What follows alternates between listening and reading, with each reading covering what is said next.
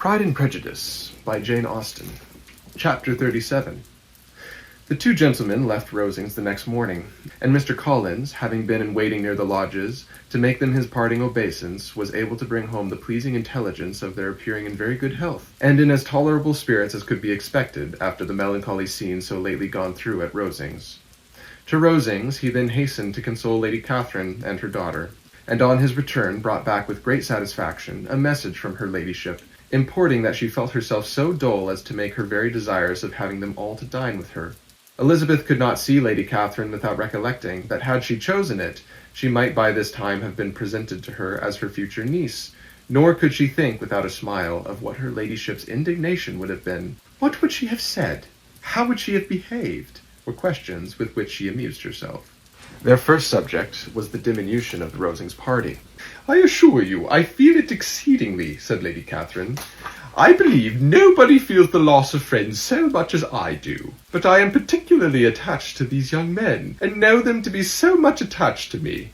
They were excessively sorry to go, but so they always are. The dear Colonel rallied his spirits tolerably till just at last, but Darcy seemed to feel it most acutely, more, I think, than last year.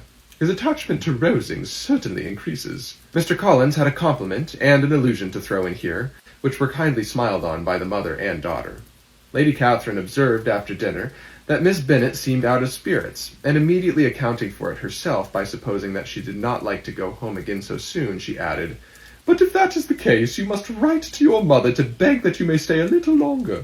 Mrs. Collins will be very glad of your company, I am sure."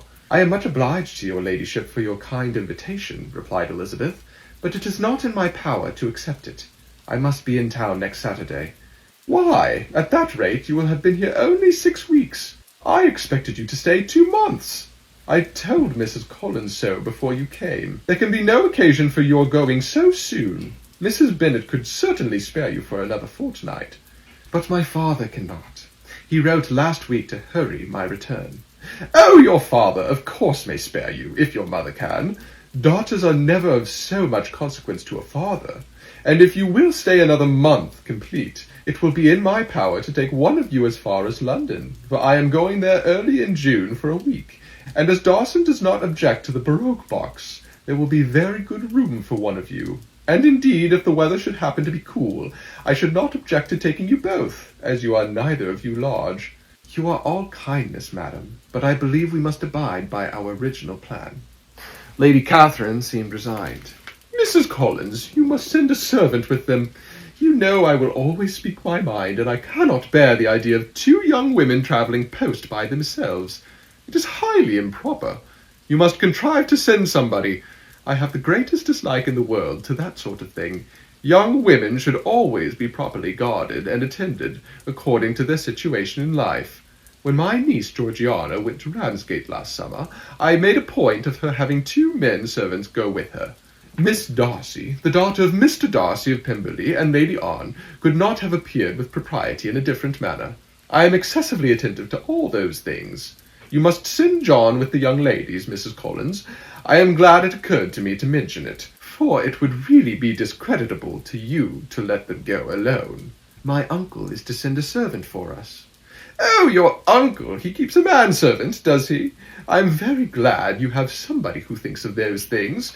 Where shall you change horses? Oh, Bromley, of course. If you mention my name at the bell, you will be attended to." Lady Catherine had many other questions to ask respecting their journey, and as she did not answer them all herself, attention was necessary, which Elizabeth believed to be lucky for her, or with a mind so occupied she might have forgotten where she was. Reflection must be reserved for solitary hours. Whenever she was alone, she gave way to it as the greatest relief, and not a day went by without a solitary walk in which she might indulge in all the delight of unpleasant recollections.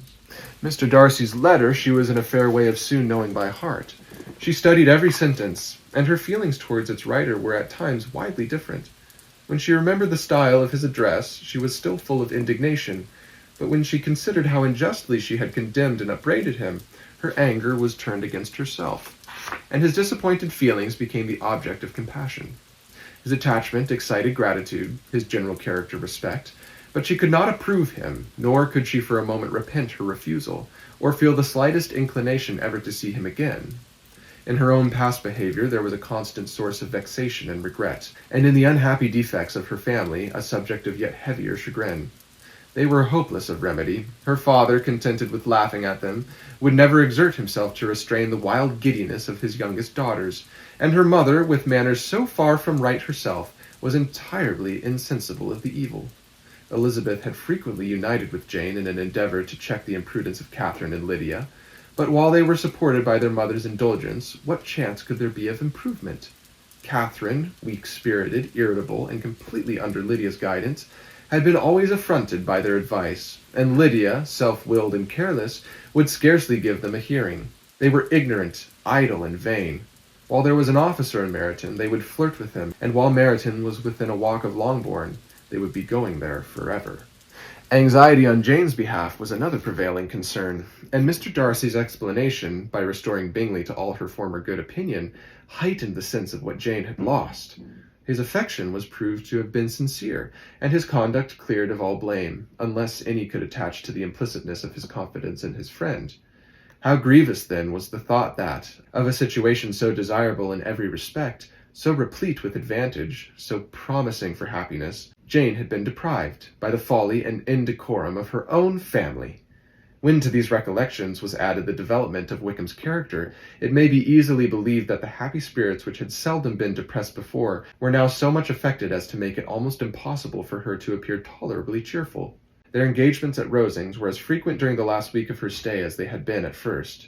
The very last evening was spent there, and her ladyship again inquired minutely into the particulars of their journey, gave them directions as to the best method of packing, and was so urgent on the necessity of placing gowns in the only right way that Maria thought herself obliged on her return to undo all the work of the morning and pack her trunk afresh. When they parted, Lady Catherine, with great condescension, wished them a good journey, and invited them to come to Hunsford again next year, and Miss de Bourgh exerted herself so far as to curtsy and hold out her hand to both. End of chapter 37.